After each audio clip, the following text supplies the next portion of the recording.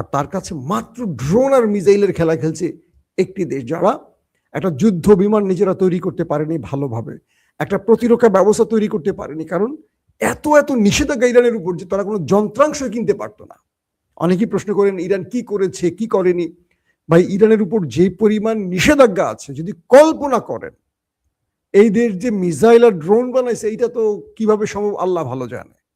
এরা কি পরিমাণ প্রক্সি নিয়ন্ত্রণ করে সিরিয়াতে, ইয়েমেনে, হিজবুল্লাহ, লেবাননে, গাজাতে, এদেরকে টিকিয়ে রাখার জন্য কি পরিমাণ রসদ দিতে হয় ইরানকে একবার কল্পনা করেন।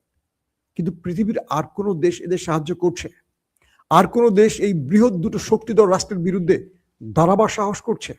কেউ করেনি, একটি দেশ করেছে।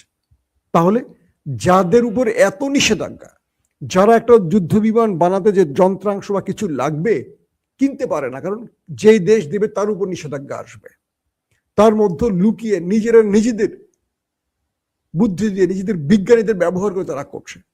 আরেকটি গুরুত্বপূর্ণ খবর পাওয়া গেছে, আয়াতুল্লাহ আলী খামিনি যেহেতু নেই, তার মাসলা বা তিনি যে ফতোয়া দিয়েছেন এটা আপাতত নেই। নতুন যেই আসছেন মুস্তফা খামিনি, বলা হচ্ছে যে ইরান এবার অল্প সময়ের মধ্যে পারমাণবিক পরীক্ষা চালাতে পারে, অর্থাৎ তাদের পারমাণবিক